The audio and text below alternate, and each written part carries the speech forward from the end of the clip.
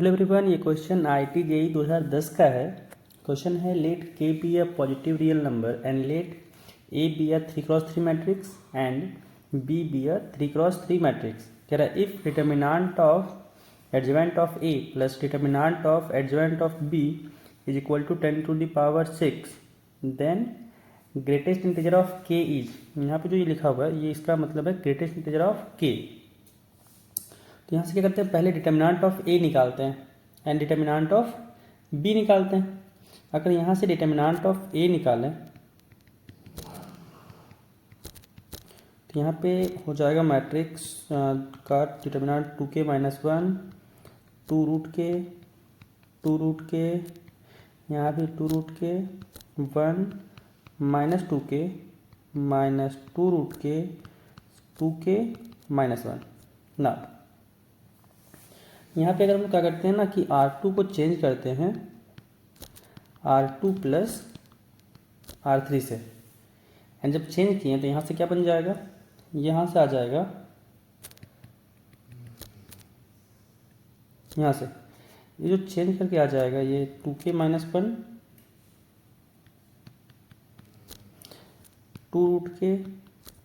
2√k यहाँ पे देख सकते हैं। अगर दोनों का एडिशन करेंगे तो 0 हो जाएगा 0। अगर इन दोनों का एडिशन करेंगे तो 1 + 2k एंड इन दोनों का एडिशन करेंगे तो माइनस कॉमन आएगा, साथ में होगा 1 + 2k। बाकी जैसा था वैसा ही उतर जाएगा। नाउ इन दोनों जगह से 1 + 2k, साथ में इसके पास भी 1 + 2k तो है, 0 × समथिंग, तो यहाँ से कॉमन ले सकते हैं। तो R2 से क्या करते हैं 1 + 2k कॉमन लेते हैं।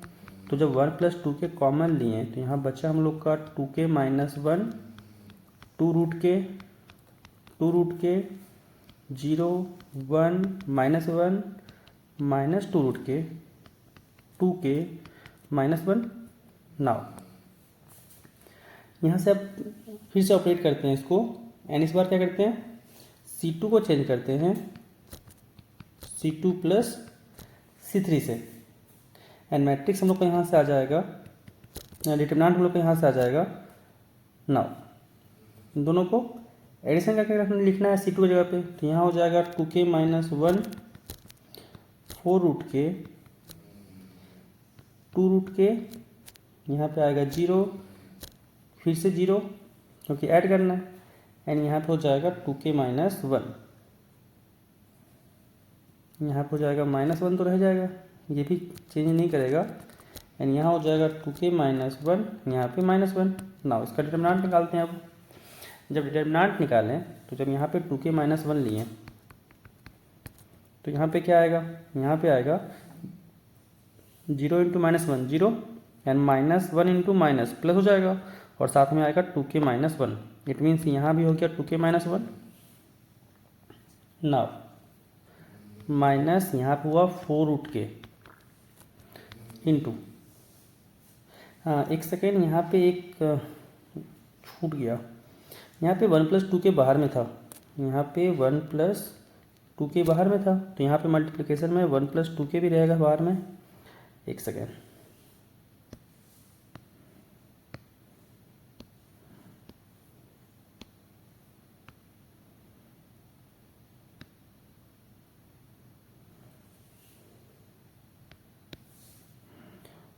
वन + 2k बाहर में रहेगा, बाकी अंदर में मल्टीप्लिकेशन होते रहेगा।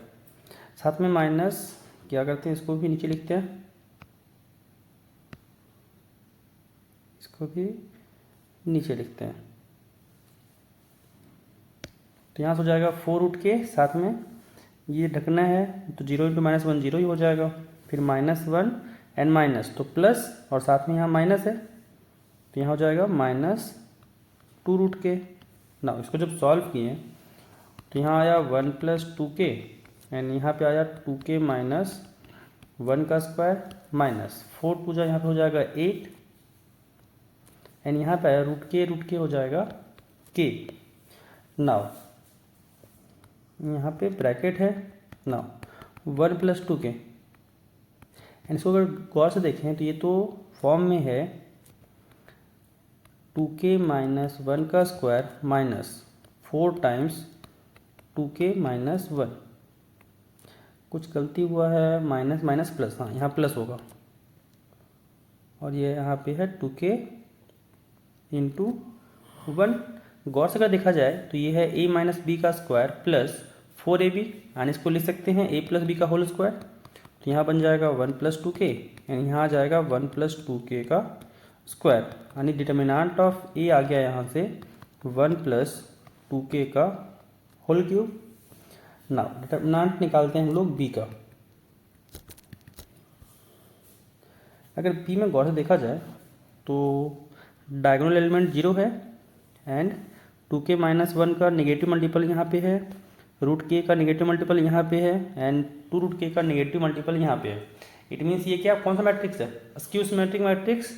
और हम लोग जानते हैं कि कोई भी अगर स्क्यू सिमेट्रिक मैट्रिक्स रहे, कोई भी अगर स्क्यू सिमेट्रिक मैट्रिक्स है ऑड ऑर्डर का, तो उसका डिटर्मिनेंट हमेशा 0 आता है। क्या कह रहे हैं कि कोई भी matrix, if any matrix A, if any matrix A is skew symmetric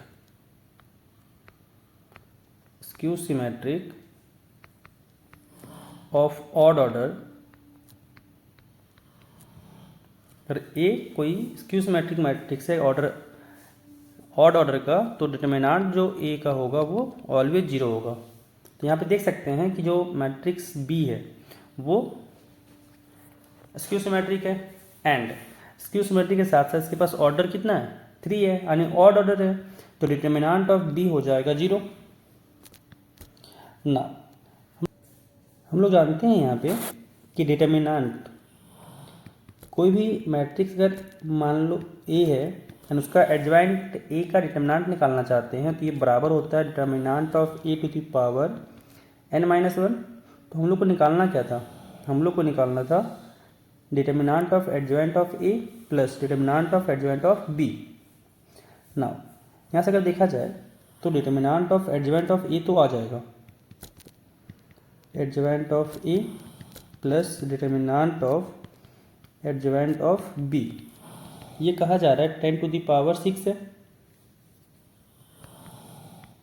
तो यहाँ पर देखा जाए तो ये क्या हो जाएगा?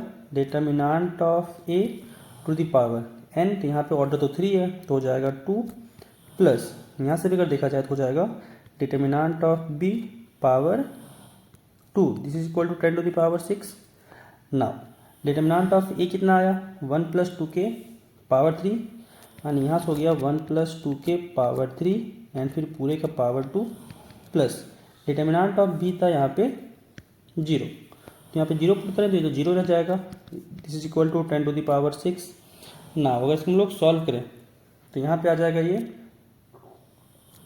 2k plus 1 power 6 is equal to 10 to the power 6। यहाँ से बेस भी इक्वल हो जाएगा, यानी कह सकते हैं 2k प्लस 1 इक्वल टू 6 हो जाएगा, एंड यहाँ से आएगा 2k इक्वल टू 9।